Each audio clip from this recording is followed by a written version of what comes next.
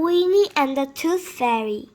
Winnie and Wilbur were watching a wrestling match on the telly and sharing a few snacks. "Pull him over!" shouted Winnie at the telly. She jumped up from the sofa. Go on, grab him!" She shot an arm and to grab the air to show the wrestler how he should doing it. But unfortunately, Wilbur was in its way. Paw! Meow! Wilbur's paw was over his mouth.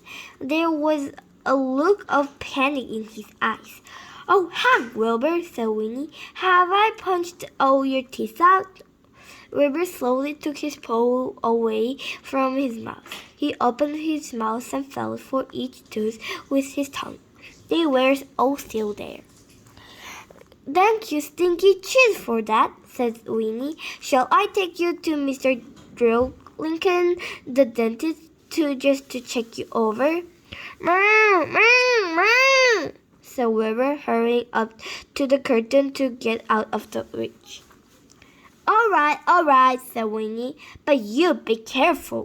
Those teeth might be loose. You suck a nice worm and frog spawn smoothie through a straw. I'll finish off the nibble myself." Winnie settled back on the sofa. "Trip him! Pull his hair!" she shouted while she dipping an elephant toenail into Stingwort sauce and popped it into her mouth. "Chew, chew. Tickle them! Tickle him!" she screamed as she took a rigorous rat's tails and began to chew on them. But suddenly, mumbled Winnie, her hand to her mouth. She stuck a long finger in her mouth and pulled out a tooth. "Meow!" said Wilbur, looking with interest. "What am I going to do without this tooth?" asked Winnie. "Hold it up. I need this tooth.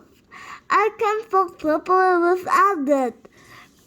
I'll look at one of the words on the TV. I'll never be beautiful again, and I'll love to death. What's that?" Wilbur was nudging Winnie, offering her straw. "No," wailed Winnie. "I don't want the smoothie stuck on the straw." But Wilbur had grabbed hold of the telephone book and pointing the number.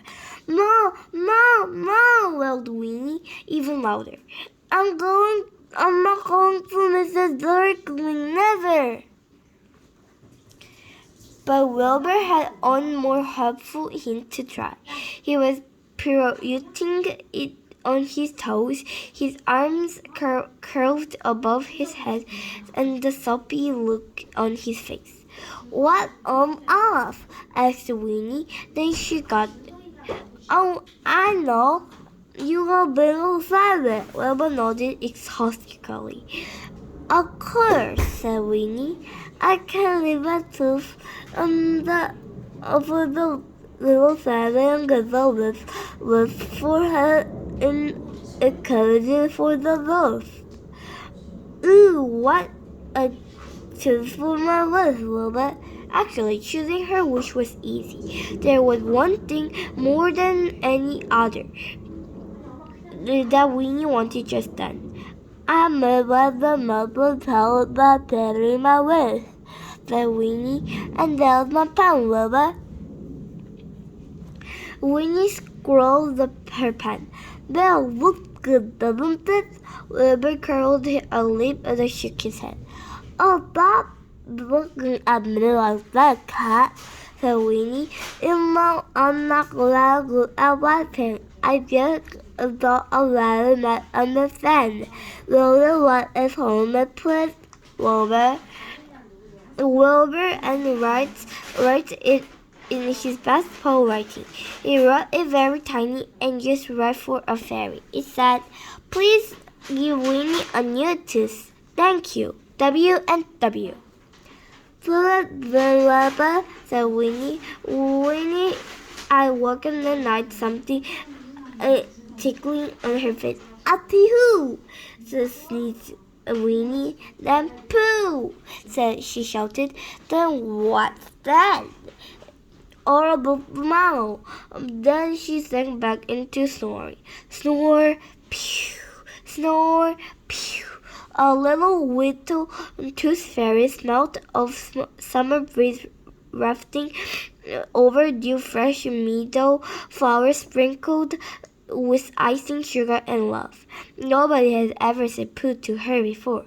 She put her tiny foot of her teeny pink waist and stumped Winnie Green's slippered feet across Winnie's pillow. She grabbed hold of a teachy handful or Winnie's tangle of hair and heaved herself up onto Winnie's cheesy white cheek. Then she took her wincy little one and whack! She was walloped on the Winnie's great snow mountain of a mouth. What? The Winnie sitting